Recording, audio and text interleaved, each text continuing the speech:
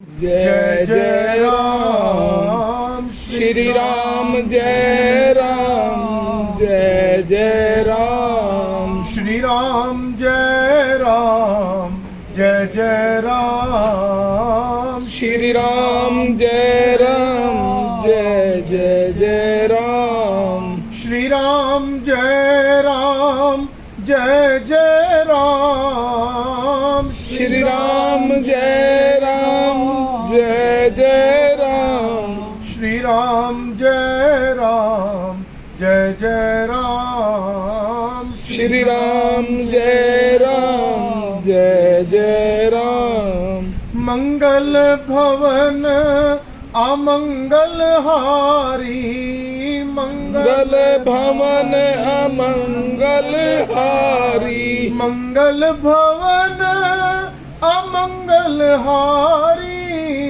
मंगल भवन अमंगल हारी द्रवहु सुदशरथ अजर बिहारी दरहु सुदशरथ अजर बिहारी श्री राम जय राम जय जय राम श्री राम, जय राम जय जय राम दीन दयाल विरद संभारी दीन दयाल विरद संभारी दीन दयाल विरद संभारी दीन दयाल विरद संभारी हरहु नाथ मम संकट भारी हरहु नाथ मम संकट भारी श्री राम जय राम जय जय राम श्री राम, जय राम जय जय राम कलयुग केवल नाम आधारा कलयुग केवल नाम आधारा कलयुग केवल नाम आधारा कलयुग केवल नाम आधारा सिमर सिमर नर उतरई पारा सिमर सिमर नर उतरे पार श्री राम जय राम जय जय राम श्री राम, जय राम जय जय राम जय सिया राम बोलो जय सिया राम जय सिया राम बोलो जय सिया राम जय सिया राम बोलो जय सिया राम जय सिया राम बोलो जय सिया राम जय सिया राम बोलो जय सिया राम जय सिया राम बोलो जय सिया राम जय सिया राम बोलो जय सिया राम जय सिया राम बोलो जय सिया राम बोलो शंकर भगवान भगवान की मात्र जय गंगा तेरी सदा ही जय सत्य सनातन धर्म की जय श्रीमद् गरुड़ महापुराण की जय हो आगे चलते हुए गरुड़ महाराज जी की पावन कथा के अंदर प्रश्न रखा गया गरुड़ जी के द्वारा। क्या कहा पक्षी राज जी ने कि कथितम भवता संपदानम मातुर काली काम म्रिय मानस से यत कृत्यम तदी दानिम वद प्रभु, कि प्रभु मैं जानना चाहता हूँ कि मृत्यु के बाद पुत्र के द्वारा क्या कार्य क्या नियम एक बच्चे के द्वारा निभाना चाहिए, प्रभु मैं जानना चाहता हूँ। भगवान कहते हैं कि हे विंतानंदन, माता या पिता के देहांत के बाद शोक को छोड़कर सारे पापों की शांति के लिए पुत्र को चाहिए मुंडन कराकर अपने सब भाई बंधुओं के साथ मिलकर माता पिता का कर्म करे। कि एक पुत्र अगर उसके माता पिता कोई भी संसार को छोड़ के जाता है तो ये जो हमारी लाज होती है ना, हमारे बाल, ये हमारी लाज है। कि लाज को समर्पण करें और माता पिता का कर्म कांड करना शुरू करें। जितने भी भाई हो, सब भाइयों को चाहिए उस ज्येष्ठ पुत्र के साथ मिलकर इस कर्म कांड को करें। ज्येष्ठ पुत्र यानी बड़ा पुत्र, कि बड़ा पुत्र माता पिता के देहांत के बाद इस कर्म को आगे बढ़ाए। भगवान कहते कि हे विंतानंदन, ऐसी कोई विधि नहीं है जिससे मृत व्यक्ति पुण्य जीवित हो सके। कोई भी ऐसी आज तक विधि नहीं बनी। कहा सतयुग से ये जीवन प्रारंभ है और आज कलयुग में हम बैठे हैं, लेकिन आज तक कोई ऐसी विधि नहीं बनी कि एक बार मरने के बाद कोई प्राणी उठकर खड़ा हो जाए। एक बार अगर प्राण निकल गए तो उसके बाद उसके अंदर दोबारा प्राण हो जाए। गरुड़ जी, ऐसा कभी भी नहीं हो सकता। ये जो आत्मा है, मैं अलवादी साहब क्षमा चाहता हूँ, कथा के बाद आपने जितने प्रश्न रखने हो मुझसे रखो, मैं आपको उत्तर भी दूंगा। प्राणी की आत्मा, कोई कहता है कि शरीर का मुख्य अंग दिल है, कोई कहता है फेफड़े हैं, कोई कहता है हड्डियां। लेकिन यहाँ पर ज्ञान पुराण क्या कहते हैं कि आपके शरीर का मुख्य अंग है, तो वो है आत्मा। अगर आत्मा ही शरीर से निकल जाएगी तो क्या शरीर काम आएगा, क्या दिल काम आएगी? इसका मुख्य अंग है आत्मा। अब एक साधारण मृत्यु अगर किसी की होती है, ध्यान दें, कोई व्यक्ति एक साधारण मृत्यु को प्राप्त होता है, हॉस्पिटल के अंदर, मेडिकल के अंदर आज ये चीज़ नहीं पता लगती, क्योंकि वहाँ पर न जाने इंसान अंतिम की श्वास से ले भी रहा होता है, तो हम नहीं समझ पाते या हमें नहीं पता लगता। लेकिन आज से चंद वर्ष पूर्व या आज भी अगर कोई व्यक्ति हमारे घर के अंदर प्राण देता है ना, तो पुत्र जब गोदे पर लेकर बैठा होता है और अंतिम की श्वासें उसकी चल रही होती, अंतिम की चंद रुकावट भरी जो श्वासें होती हैं, जो गिनती की श्वासें पूरी तो करनी है, वो चल रही होती है। अब प्राण कहाँ पर है? ये आत्मा के अंदर, ये बैठी आत्मा, आत्मा राम जिसको हम कहते हैं। कुछ भी बोले राम, निकली तो आवाज मुंह से, लेकिन गूंजी कहाँ से? इस आत्मा से। अब पूरे शरीर में ये प्राण क्या करते हैं? कभी ऊपर कभी नीचे, कभी ऊपर कभी नीचे भागने लग जाते हैं, और सीधे पैर के अंगूठे में आकर ये प्राण रुकते हैं और धीरे धीरे प्राण ऊपर चलते हैं, गोडे पर आकर रुकते। प्राण ऊपर चले, नाभि पर आकर रुक गए। अब नीचे की टांगे हम कह सकते हैं कि उसके अंदर कोई जान नहीं है, वो ठंडी पड़ चुकी है, उसके अंदर से प्राण जा चुके। अब नाभि से ऊपर का हिस्सा काम कर रहा है, अंतिम की श्वासें चल रही है। अब प्राण ने निकलना है बाहर, प्राण और ऊपर चले, कंठ पे आके रुक गए।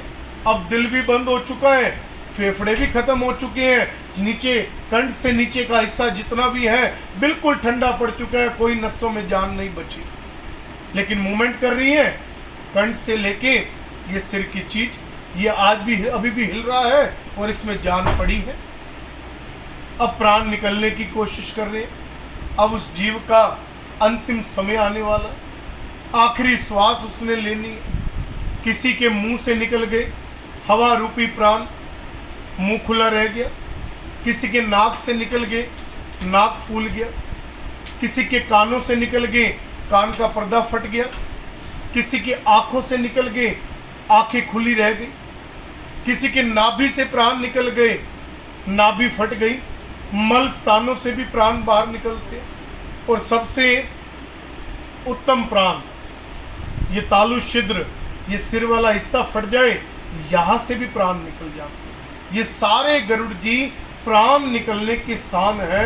और एक हवा रूपी है, कोई ऐसी चीज शरीर से बाहर निकलती है, आत्मा, जिससे शरीर में कुछ रहता ही नहीं। जैसे एक पेड़ को काटा जाता है और पेड़ नीचे गिर जाता है, ऐसे ही शरीर से जब आत्मा निकल गई तो ये शरीर उस वृक्ष की तरह नीचे गिर जाएगा, पत्थर हो जाएगा, क्योंकि इसका मुख्य अंग तो बाहर जा चुका। एक नासा के बहुत बड़े वैज्ञानिक ने ये रचना रची कि आज मैं देखता हूं शरीर से बाहर क्या निकलता है। और मेरे हिसाब से पीछे ये मूवी भी बनी थी, उस वैज्ञानिक ने रचना रची कि आज मैं देखता हूं कि शरीर से बाहर क्या निकलता है। पता तो लगे कि क्या चीज है, कि अगर मैंने ऐसा कर दिया या मैंने उस चीज को पकड़ लिया तो पूरे विश्व में, पूरी दुनिया में मेरा नाम हो, पूरा वर्ल्ड मेरा नाम जपेगा, क्योंकि ये कारनामा अगर मैंने करके दिखा दिया। उसने एक जीव को लिया जिसका अंत समय नजदीक आने वाला था और एक शीशे के बॉक्स के अंदर उसको लिटा दिया। अंतिम की वो श्वास ले रहा है, एक सुई जितना छेद भी उसमें नहीं है, बिल्कुल भी छेद नहीं है। और उसके चारों तरफ सीसीटीवी कैमरास लगा दिया गया है कि अगर कोई चींटी भी जा रही है ना तो वो भी खिलकर दिखाई दे रही है। उस डॉक्टर ने क्या किया, उस वैज्ञानिक ने क्या किया, आज मैं देखता हूं शरीर से निकलता क्या है। या तो मैं इसको कैद कर लूंगा, और नहीं कैद कर पाया तो जो ये कैमरा है, इस कैमरे के अंदर वो तस्वीर आ जाएगी कि क्या निकल रहा है बाहर शरीर से। अब भगवान की करनी, जैसे उस इंसान ने जो अंदर पड़ा हुआ है अंतिम की श्वास ली, पुकार भरी, उसके प्राण निकले, अब वो आत्मा इधर उधर घूम रही है, नहीं दिखी, और शीशे का जो वो बॉक्स था, वो कांच था, वो टूट गया। वो कांच टूट गया और वो आत्मा परलोक सिधार गई। बड़े से बड़े वैज्ञानिक भी इस गरुड़ पुराण के आगे आकर नतमस्तक हो गए कि हिंदू धर्म की मान्यता के अनुसार, सनातन धर्म की मान्यता के अनुसार श्रीमद् गरुड़ पुराण के अंदर ये बात लिखी गई है कि आत्मा शरीर का मुख्य पात्र है, और जब ये बाहर निकलेगी तो ना तो इसको कोई रोक सकता है, ना इसको कोई कैद कर सकता है, ना ही कोई इसको देख सकता है, ना सुन सकता है। ये परमात्मा के द्वारा बनाई हुई एक मुक्त जगत की साक्षी है जिसका नाम है आत्मा। आज भी हम इस बात को अमल करते, और मैं नहीं, पुराण तो कह रहे हैं, विज्ञान भी इन बातों को मानता है। कहते हैं ना, ओरिजिनल चीज ओरिजिनल होती है और डुप्लीकेट डुप्लीकेट ही होती है। कितनी भी हम कोशिश कर ले, भले ही काम चल सकता है इंसान के शरीर के अंदर, लेकिन जो परमपिता परमात्मा ने बनाकर भेजी है वो चीज कभी दोबारा नहीं बनी। एक बार अगर ये शरीर बिखर गया ना तो ये मुड़ के वापस नहीं आएगा। गांव, खेत, जमीन, शुभ अशुभ कर्म, धन दौलत, मान सम्मान, ये तो बार बार मिल सकता है कि एक बार चला गया तो दोबारा फिर भी मिल सकता है जीवन के अंदर, लेकिन एक बार अगर ये शरीर बिगड़ गया तो ये दोबारा नहीं बनेगा। इसको बनने में ना जाने कितना समय लग जाए और उससे पहले ही हमारी मृत्यु हो जाएगी, नहीं पता, क्योंकि जीवन की दशा यही, जिंदगी का खेल यही।